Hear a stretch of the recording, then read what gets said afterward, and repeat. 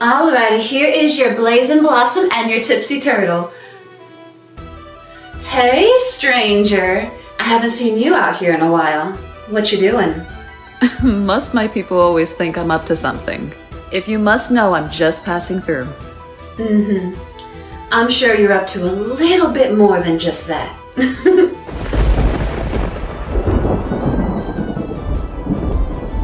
Ugh, it's heaven's wrath again. That's the second storm this week. Give me a moment. Elias, can you take care of them while I close these windows?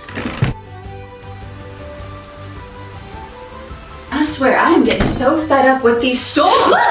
My goodness, you scared the living daylights out of me. Are you alright? I am so sorry. My house got destroyed by the storm. Is it okay if I stay here for a little bit? I don't have anywhere else to go. Darling, there's no need to ask me twice. Go on inside. Warm up by the fire and stay here as long as you need, alright? Thank you.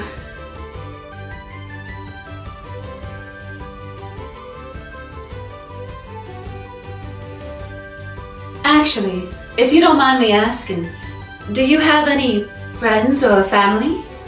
No, it's just me. I've yet to make any friends since moving out here to Darali. I'm not that great at socializing with people. Well, it looks like you made yourself a new friend tonight. My name's Evelyn. It looks like the storm's going to be rolling around here for a while. I don't suppose maybe you'd like to hear one of the tavern stories while you wait it out? A story? Like a children's story? I've told this story to all ages, and it has never failed once. Sure. Why not? I would love to hear it. No matter how many times I tell this story, my people love hearing it each and every time. Have you ever heard the story of a mighty pirate, the only one to ever sail alone? It's impossible for someone to sail alone. Who says so? Logic? Oh my dear. Anything can be possible.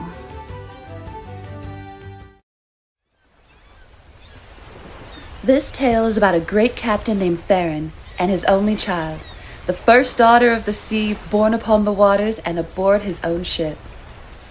Unfortunately, due to complications, Theron lost his wife, Arya, during childbirth. Theron is the captain of his ship, Daybreak. He and his crew have been sailing the seas since he was a very young man. When his daughter was born, Theron was worried he'd be unfit to parent her all by himself. A daughter was never one to belong to the sea. But thanks to the help of his crew, everyone collectively helped raise her, and she grew to love the sea and sailing. In fact, she loved it so much that she grew up to be her father's own first mate. One moment. I thought pirates were only ever supposed to be men. Maybe that's how it was a long time ago, but his daughter was the one that changed that. As his daughter grew, she yearned for daily adventure and swore to her father that one day she'd wrangle the sea all by herself. And trust me when I say, she did just that. This is the Call of Calypso. Calypso instantly learned the way of the tide. She learned to read maps, sail through storms and against the currents. And her father was always by her side.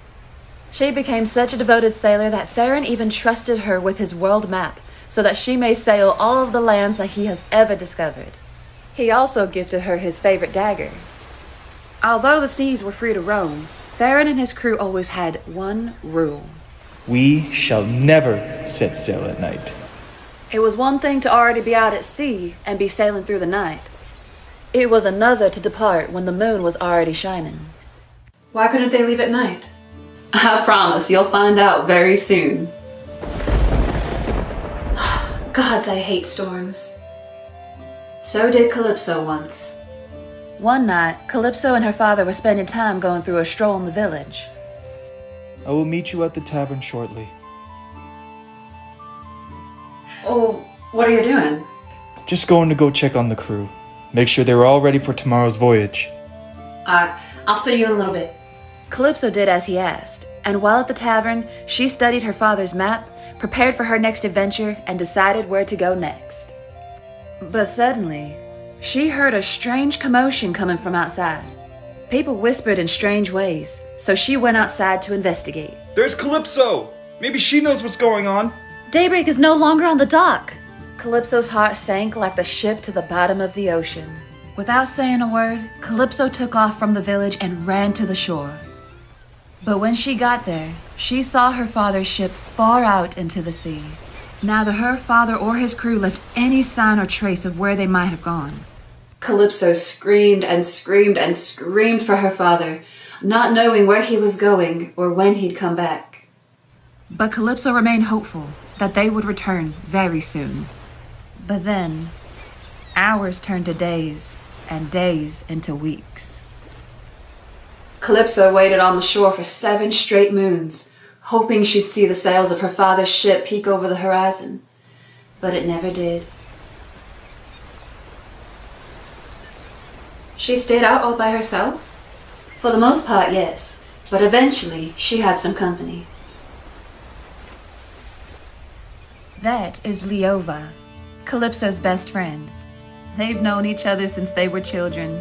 Calypso would spend time with her after each and every single adventure. They were practically sisters. You still have that necklace I gave you? Of course I do. Why wouldn't I? I don't know. You're prone to losing things. That's rude. You're still out here?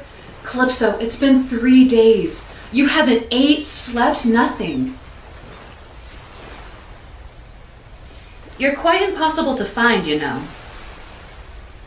Well, sometimes I don't want to be found, Leova. You know this. You've had space for many days. I don't want you to be alone for this long. My father has never left me before. And a part of me feels like he's left for good. Don't speak like that. You know he would never leave you. You are his black pearl. You are his treasure. All of Darali knows that. I think the people are more worried about you than they are your father. He's always known what he's doing, and besides, he's not called the Iron Captain for nothing. And what if he doesn't know this time?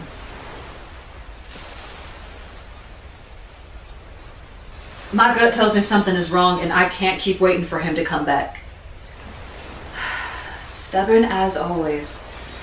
Alright, what are you gonna do? I'm going to form a crew. And you are gonna be my first mate.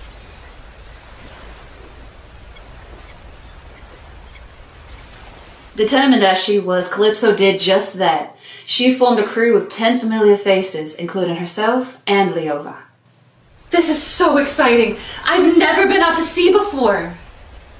That I can tell. Hey, what's that supposed to mean? Calypso and her crew took a very small ship out at sea, just big enough for all of them, and she taught everyone the basics of sailing. Was she afraid? Afraid of the water? No. Afraid to captain her own crew? Yes, of course she was scared.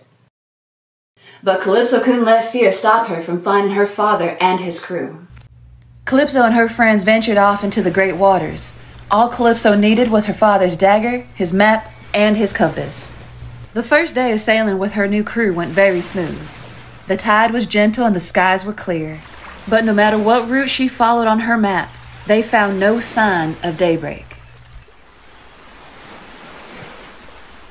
Calypso, we've searched the entire map.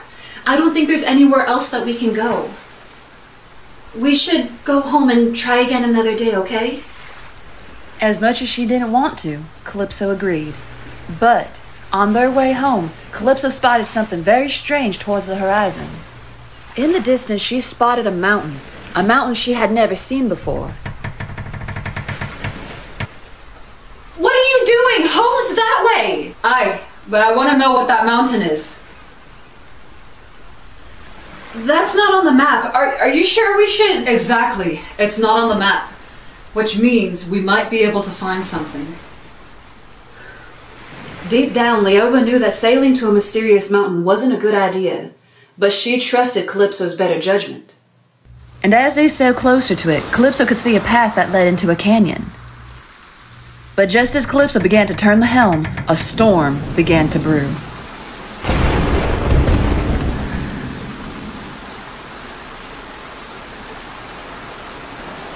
Calypso, we should turn around and dock. We have to wait out this storm. Don't be so paranoid. I have enough time to scan the terrain, and then we will head back for the dock, I promise. The tide quickly began to roar, thunder crashed, and rain fell hard. Had Calypso sailed through a storm before? Yes, she had, but she wasn't the one behind the helm.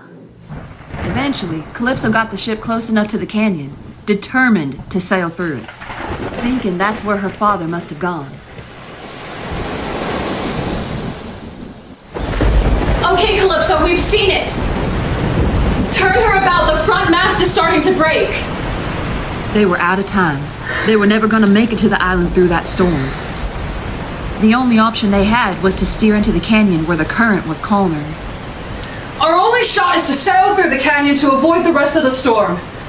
Calypso used all of her strength to turn the ship into the canyon, and eventually, she got them in the clear.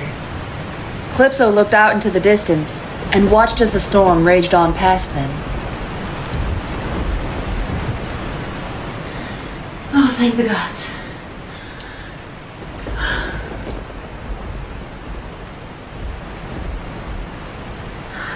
Calypso? Calypso, what's wrong? I don't know. Hey, everything is okay. We're safe. We'll just stay here until the storm clears up, okay?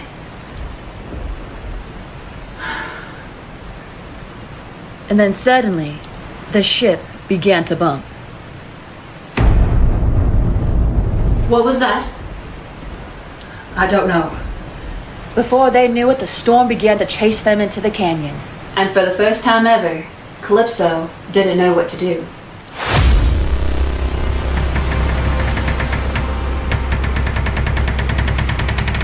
Leova looked overboard and was horrified to see. Calypso, it's a whirlpool!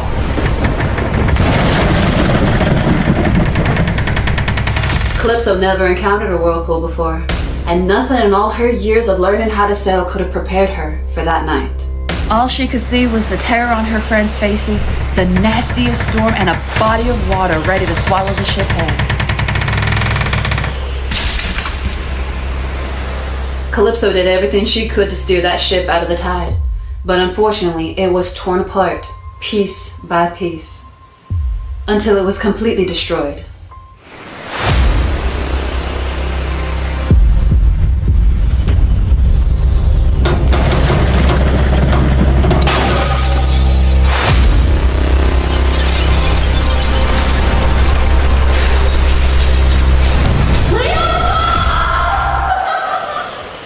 I can't imagine how scared they must have been. What happened after? Well, just like any captain, she went down with her ship. Or at least she tried to. But by the hands of something unknown, she woke up on the northern shores of Darali. She looked everywhere for her friends and the remains of her ship. She looked everywhere for her Leova. But they were all gone. Her friends died? Yes, they did. How did Calypso manage to survive? No one knows. Legend says that Calypso was kept alive by her unwavering strength. What happened next?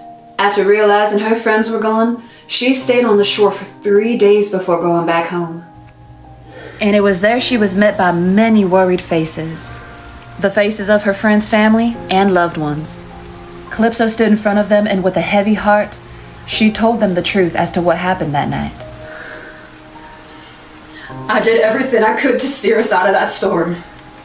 My crew's safety was my top priority, and I'm terribly sorry to say that I have failed you. And before Calypso could continue, the crowd began to riot.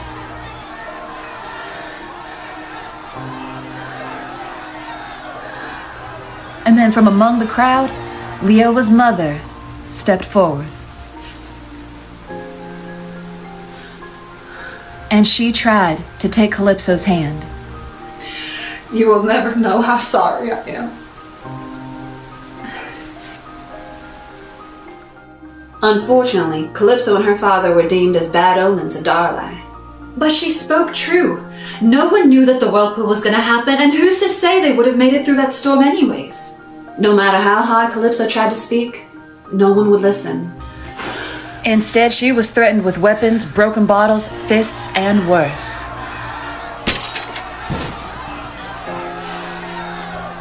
Calypso was treated so terribly that she was forced to leave her home in the village, and she stayed outside by the sea. Days turned to weeks, weeks to months, And months to years? yes.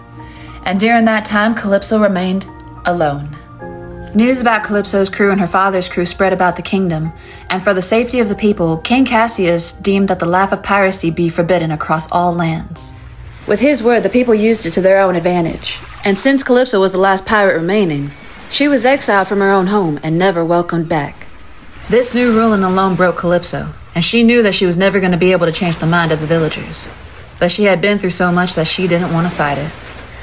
But one day, just when she was about to fall off the deep end, she found something while exploring the forest of Darali. She found a steep tunnel, and when she slid down it, she found something she never thought she'd ever see again. It's a ship. Who finds a random ship in a cave? How is that even possible?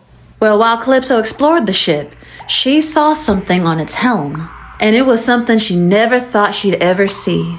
There was a mysterious message engraved on the wood. To my dear Calypso, the sea is now yours. Now take it. The call is within you. Now answer it. With love, your father, Theron. And the ship's name was... The Nightwalker. And it may sound silly, but it was at that moment that Calypso found a reason to love the sea once again. Even though she loved the sea, she feared herself. She knew ships were impossible to be sailed alone, and Calypso never wanted to put someone else in danger ever again. So, she stayed in the cave, drowning herself in her own thoughts.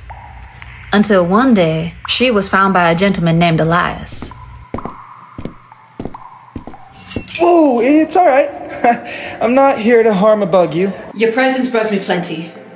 How did you find this place? Well, I run the bar, the Drunken Fox. I am very aware you run that damn place.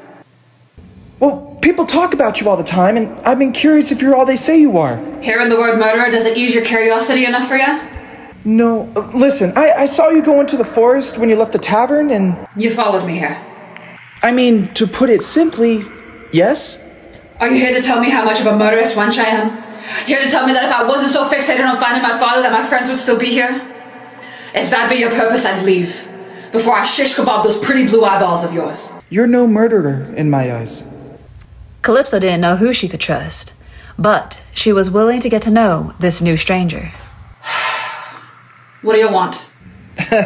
Is it creepy to say that I thought I could get to know you? Calypso hadn't spoken to anyone in a very long time. Kind interaction wasn't something she was used to. Well, darn. So she didn't shish kebab his eyeballs? No, she didn't. That too shocked me. But anyways, after some time, her and Elias got unexpectedly close. I would do anything to take back that night. Leova tried convincing me not to go through with it, but I didn't listen. It's been over a year and I still hear her screams. I still hear her cries. And the moment she let go of my hand,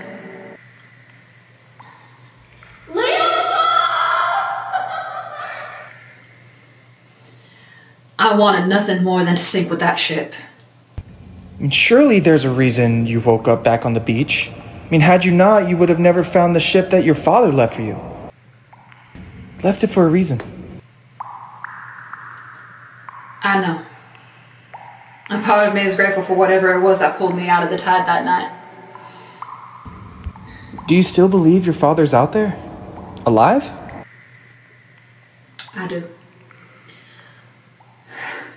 I know he's out there, I just don't know where.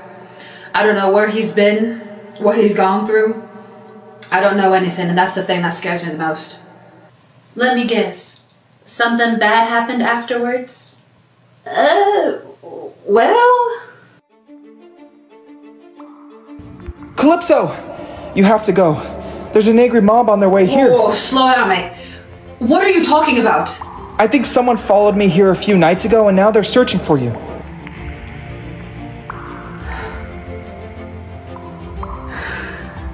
Well, I guess that leaves me no choice. You don't have a crew. I don't need one. What? Yes, you do! I may not know a single thing about sailing, but I do know it can't be done by just one person. Well, Calypso defied those odds, and the moment she stepped onto that ship, the sea pulled her and the Nightwalker out into the open waters. Okay, at this rate I can't wrap my head around anything. That too is not possible! Who's to say what's possible and what's not? Good point. Okay, continue. The king will have your head. He can have it when he finds me. And trust me when I say he won't. The king can deem me as an outcast and allow his people to hurt me in any way they can. But nobody, and I repeat, nobody, will keep Calypso CeaSyra away from the sea. Calypso took on the sea all by herself, and although she hadn't been out in the sea for a very long time, she never forgot what it was like to be a sailor. Keep everyone away from the cave. You'll find me here when I come back. And it was that day of her rebellion that she became the most badass solo sailing captain known to man. And that, my dear, is the Call of Calypso. Wait, don't tell me that's it! Oh, right, I almost forgot to mention the Sea Witch. I'm sorry, a sea witch? Say witch.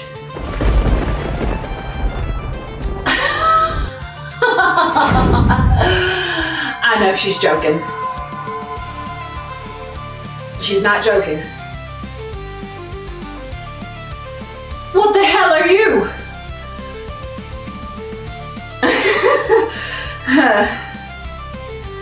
Okay. I'm just kidding. She's not a sea witch. Well, what am I supposed to do? She stops in the middle of the story when it's getting really good, and then she just stops. Who does that? I swear this tavern storyteller is going to make me lose my mind if she does not continue the story. Do any of you agree with me? She's going to continue it, right? You want her to continue it, right? Huh.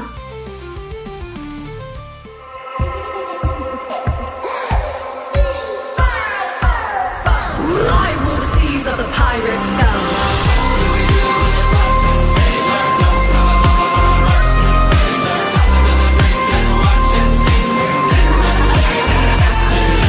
She was the captain's daughter, sea salt in her blood.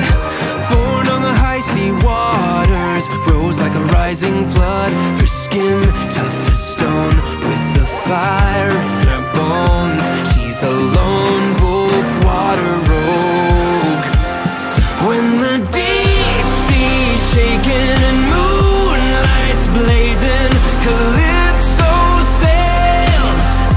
She sails alone, heart racing, destiny chasing. Calypso sails. She sails alone.